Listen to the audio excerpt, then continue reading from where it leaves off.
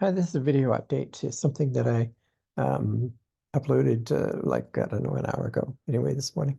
And it was about how to download data from a NOAA NODC server or NOAA server, whatever it is.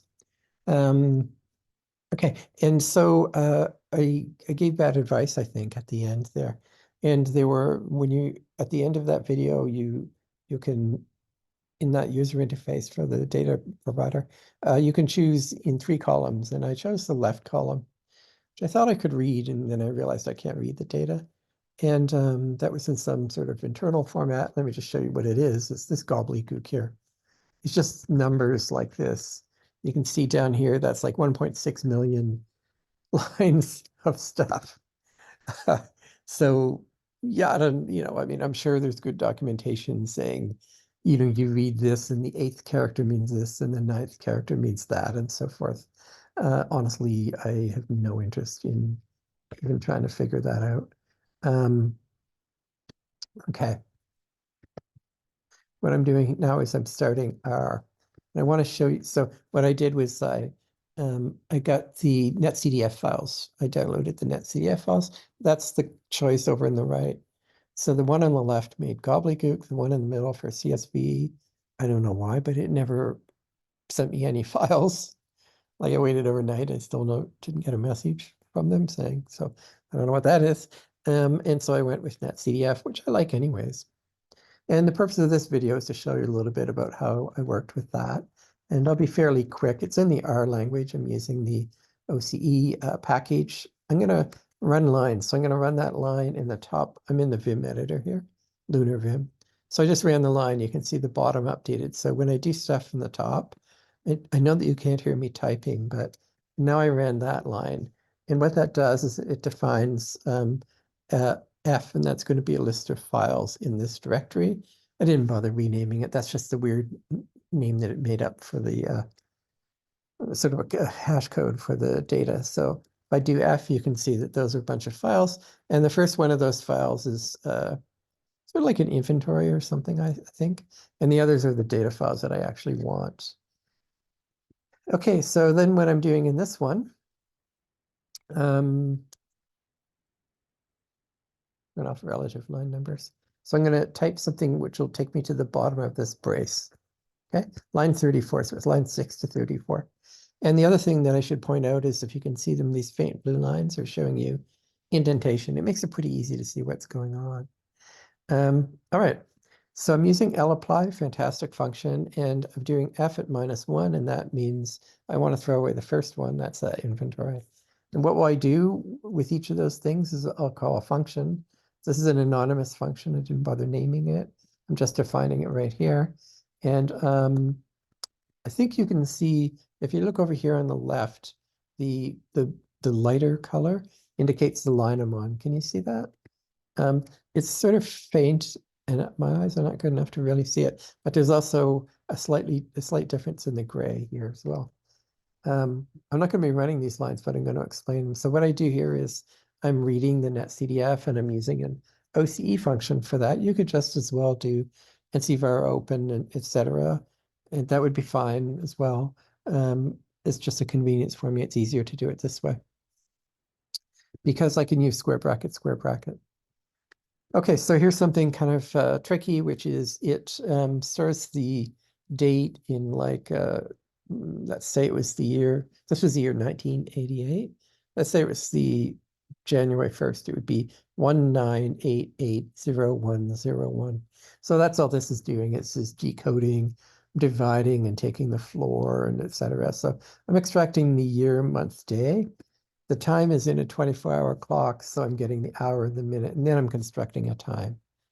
That's all that these lines are doing. I'll highlight them. It's kind of a long way, and but anyway, that's how I'm doing that.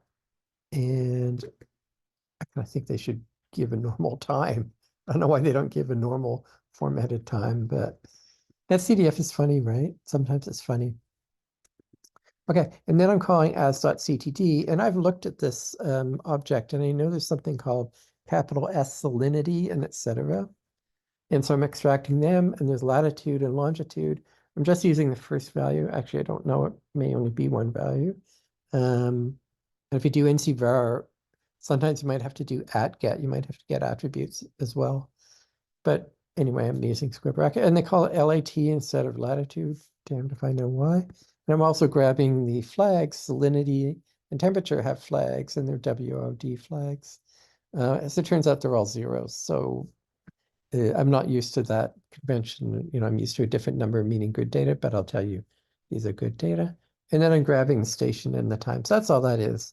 So now what I'll do, and what am I doing? What I'm doing here is I'm saying if we don't have a thing yet called CTDs. So I'm just running that. This will take a minute to run. It's reading all those files and constructing. There are some warnings. Those warnings were because it tried to interpret a time and it couldn't interpret the time.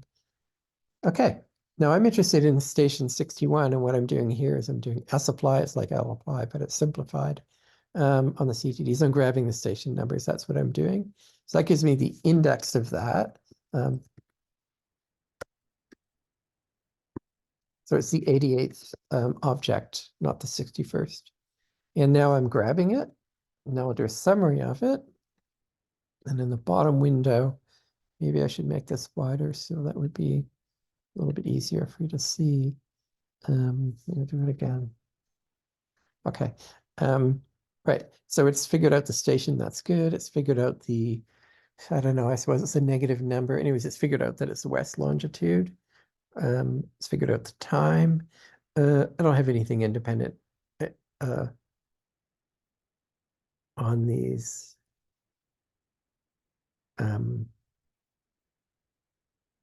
Might have to check into this actually, because I didn't think it was in the 10th month. So I might have to check into that. Anyway, so it's got scan, there's 435 numbers in there and salinity temp. So in other words, it's decoded it. And by the way, this is from 1988. It certainly predates ITS 90, but it may have been converted. I don't really care because the difference between what they used before 1990 and what they used after the temperature scale is like maybe, I don't know, 2 millidegrees. I don't believe these data to 2 millidegrees anyways. So, okay, and all the flags are 0. That's fine. Now what I'll do is I'll just plot the whole thing and I'll pop over to the window. And so it's a conventional format for OCE plotting CTD data. And the data look fine to me. I'll call this blue. This blue line is increasing as you go further down in the water column. I know that this is not the station I wanted actually, because the station I want is deeper than this. But anyway, maybe they've changed. That's the original stat num, and maybe there's another station number. I have the original data reports for this, so I'll check into that. That's really not the purpose of this. Purpose of this was to say two things. One, what I said in the previous video was wrong. You should, unless you know how to decode those crazy numbers, unless you know how, you should choose either the CSV or the netcdf.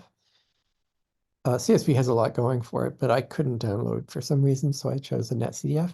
And basically what I did here is I worked through some code to do that. And I could make a gist, I guess, or a gist or whatever they call them. But I'll just leave it at that because you could see my email address. You could email me and ask to see the code if you wanted. Thanks for watching. Take care. Bye.